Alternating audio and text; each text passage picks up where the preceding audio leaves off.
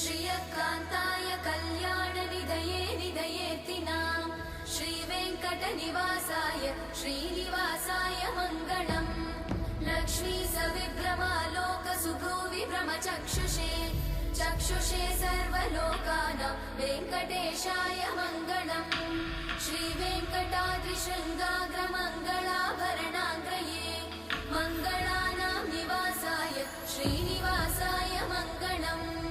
सर्वावयव सौन्दर्य सम्पदा सर्वचेतसां सदा सम्मोहनायास्तु वेङ्कटेशाय मङ्गलम्। नित्याय निरवध्याय सत्यानन्दचिदात्मने सर्वान्तरात्मने श्रीमद् वेङ्कटेशाय मङ्गलम्।